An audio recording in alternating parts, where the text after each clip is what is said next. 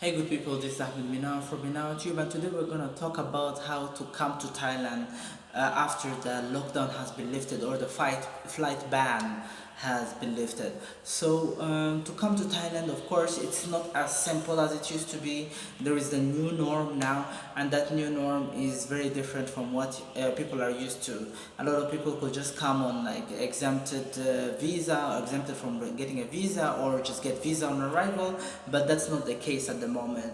So the foreigners are allowed to come back to Thailand, and it's totally fine for them to come back to Thailand, but they're in categories. Now, the first phase, a certain category of foreigners are allowed to come back to Thailand, and that, like, I'm very sorry to say that at the moment, doesn't include tourists, but it includes investors. It includes people who are coming to Thailand for medical reasons.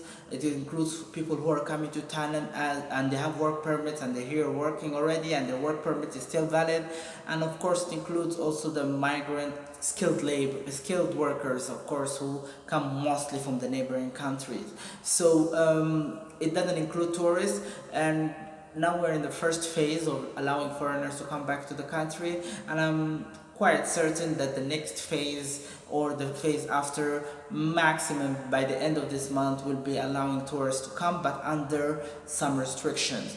And from the information I got, that most of these restrictions would be maybe like, in a way, you have to come as a group and come under a tourism company. A tourism company has to be responsible for you, and you have to come as a tour group. And most probably you have to go to certain cities, like for example Phuket, Krabi, or Bangkok, where it is easy for you to come in the country and get out of the country from the airport. You don't need to drive around the country and be exposed to other people. So another important point here before I continue in this video is a disclaimer that all the information I'm giving you right now in this video might change by the time you watch this video, because things are changing all the time. We all know that the pandemic is like on the rise in some country, and in some countries it's going lower. In some countries even they say that it's worse than before, the virus itself. So there's a lot of restrictions that happen every day, and a lot of like ease of restrictions that happen every day. So you need to, before coming to Thailand, you need, number one, to call your embassy, and that, not your embassy, sorry, to call the Thai embassy in your country or the Thai consulate in your country, and know exactly what to do. And number two, you need to check also the Thai government website, and the best website to check at the moment is like thailand.prd.go.th. Usually they have the new laws, the new regulation implemented, the phases, and also they have the latest updated news, and you can rely on that to make a case in case, let's say, you come to Thailand and you have a problem with the immigration. But even though these foreigners who are allowed to come back to the country,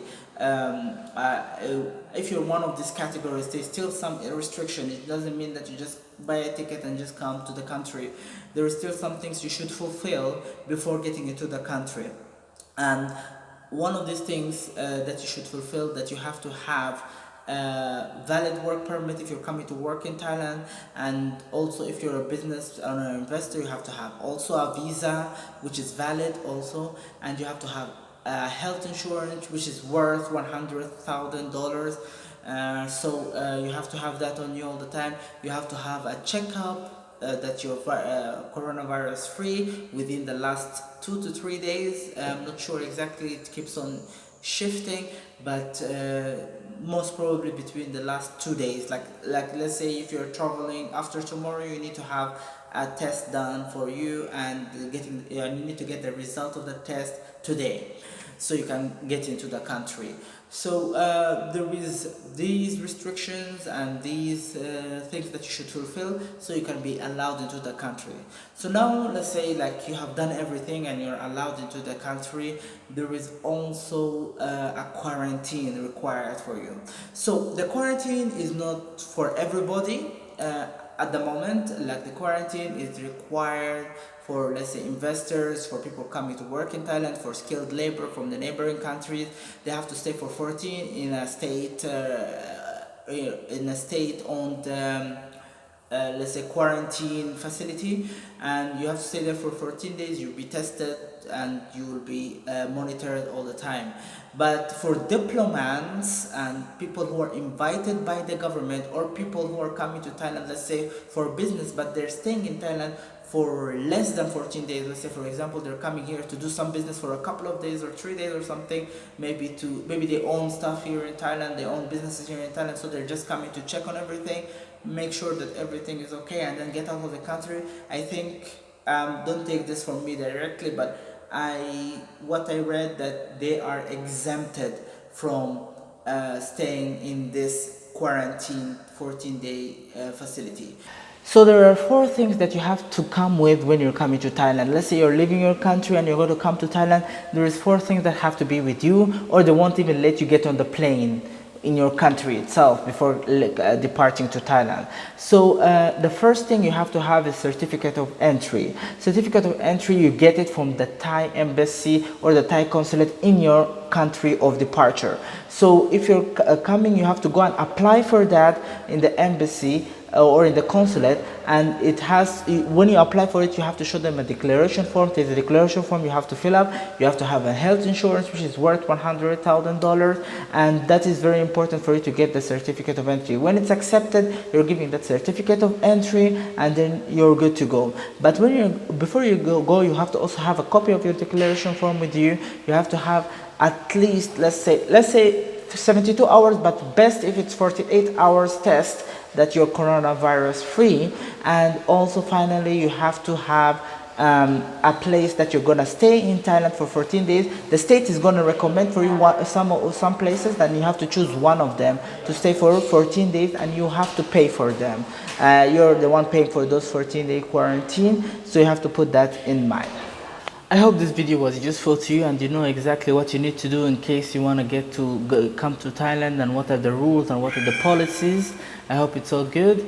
And in my next video, actually things are going to change. I'm no longer going to be in this boring background. I'm going to start going around Thailand. I'm gonna make videos in a totally new way from now on. Like I'm gonna go to Bangkok, and during this weekend I'm gonna make a great video for you there.